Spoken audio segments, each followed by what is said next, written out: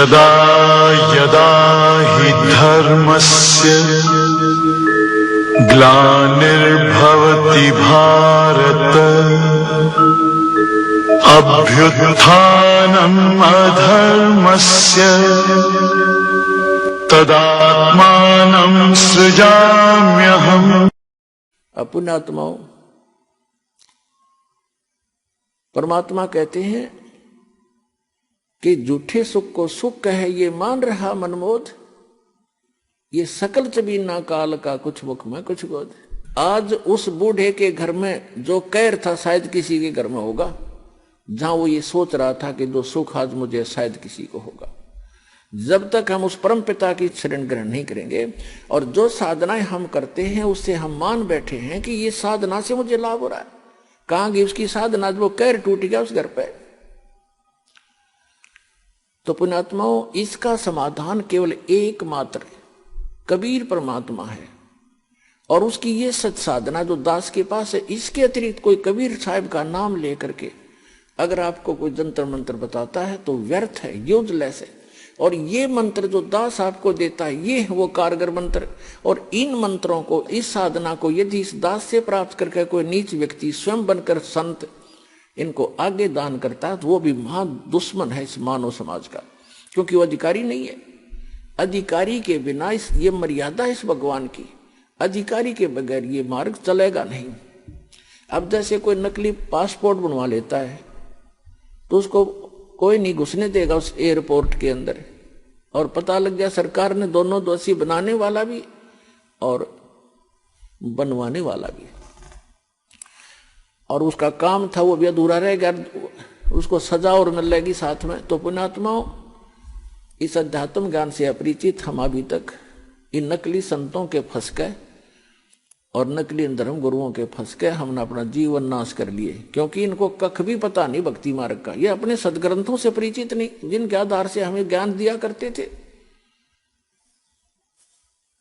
तो इससे आप जी को एक विश्वास होगा कि सचमुच दो साधना आप कर रहे थे और सुख भी हो रहे थे, और जब कैर टूटने लगे, जब कोई बचाव नहीं हुआ, प्रोटेक्शन नहीं हुआ, क्योंकि वो आपका प्रारब्ध आपको प्राप्त था, आपकी किस्मत मिल रही थी, आपके पूर्व जन्म की बैटरी चार्ज थी। और जब तक बैटरी चार्ज है इन्वर्टर की तो आपके पंखे भी चलते नजर आएंगे, आपकी ट्यूब भी जग रही होगी, रोशनी घर में होगी, लेकिन चार्जर नहीं लगा रखा, लाइट ठीक नहीं है,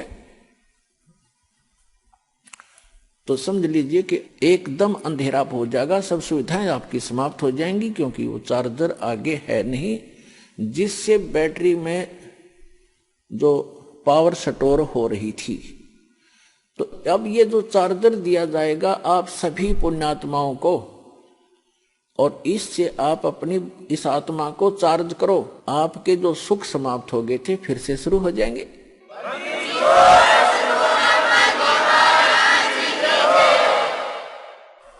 परमात्मा कबीर जी कहते हैं, गुरु बिन माला फेरते, गुरु बिन देते दान, गुरु बिन दोनों निष्फल हैं, चाहे पूछो वेद पुराण।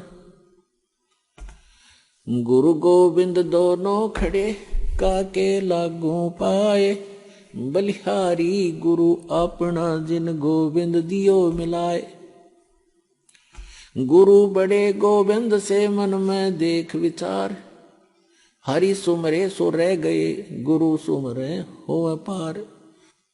कबीर हरि जय रूठ जा, गुरु की शरण में जाए, कहे कबीर गुरु रूठ गए तो हर ना करे सहाय। अब जैसे क्या बताते हैं परमात्मा कि जिस समय आपका राम रूठ गया, हरि रूठ गया, भगवान रुष्ट हो गया, तो कैसे लक्षण होंगे? जैसे कोई दुखी व्यक्ति होता है और उसको आपदा पर आपदाएं आ रही हैं तो वो अपने आप कहता है कि अभी मेरा भगवान रुष्ट हो गया, मेरा राम रूठ गया। और जिसके सुख दिखाई देता है उसको सभी कहते हैं कि भाई इसका भगवान राजी है, इसका परमात्मा प्रसन्न है इसके ऊपर। तो पुण्यात्माओं, जैसे परमात्मा प्रसन्न का क्या लक्षण है कि उसके पुण्य उसके साथ हैं, तो तब तक उसका भगवान खुश दिखाई देता है। और जिसके पास पुण्य नहीं है उस पर पुण्य से सुख होता है और पाप से दुख होता है। जिनके पास पुण्य नहीं है, पाप स्टार्ट हो गए, तो उनका राम रूठ गया, यानी उन पर आपत्ति आनी प्रारंभ होगी। तो यहां परमात्मा कहते हैं कबीर परमेश्वर जी अपनी महिमा आप बताने आते हैं। वो आप आरती, आप साजे, आप किंगर, आप बाजे, आप ताल धान धनकारा, आप नचे आप देखण हारा, कह कबीर ऐसी आरती गाऊं, आप मध्य आप समाओ। अपनी महिमा अपने बच्चों को वो स्वयं बताने आते हैं, क्योंकि भगवान की महिमा ना भगवान ना बता सके, जीव कैसे बता सकता है। अब क्या बताते हैं कि जब आपका राम रूठ गया तो आपके पुण्य समाप्त हो गए, आपत्ति स्टार्ट होगी, दुख पर दुख आने लगे। तो परमात्मा कहते हैं कि उसका समाधान क्या है। जैसे आप कोई एक घड़ा पानी का भर के या एक बोतल पानी की भर के और सफर में जा रहे हो या कहीं खेतों में काम कर रहे हो, कोई मजदूरी कर रहे हो,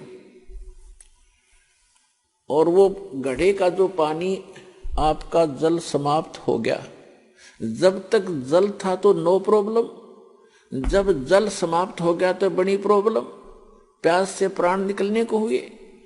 तो उस आपत्ति आ गई आपके ऊपर, क्योंकि आपके घड़े का जल समाप्त हो गया। वो कहां मिले? हैंडपंप पर जाइए, हैंडपंप पर जाइए और फिर वो जल का मटका घड़ा फिर भर लाइए, फिर सुख शुरू हो गया, वो आपत्ति फिर टल गई आपकी। तो यहां परमात्मा कहते हैं गुरु गोविंद दोनों खड़े और काके लागू पाए, बलिहारी गुरु अपना जिन गोविंदियो मिलाए।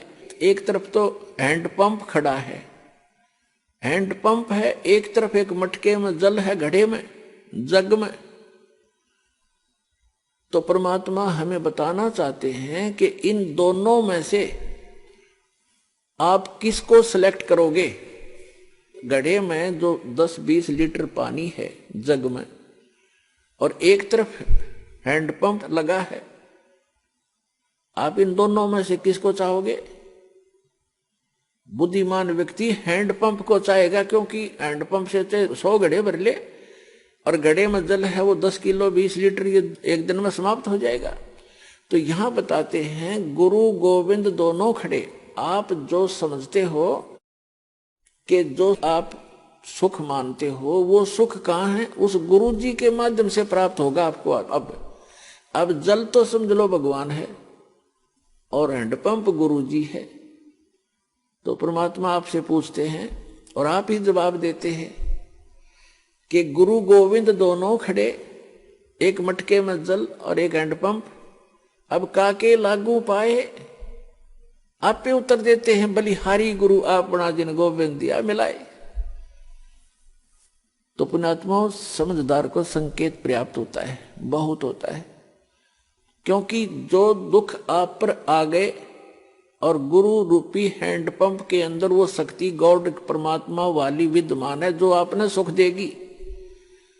तो गुरु जी के पास आइए और उन सुखों को फिर प्राप्त कर लीजिए जो आपके समाप्त हो गए थे।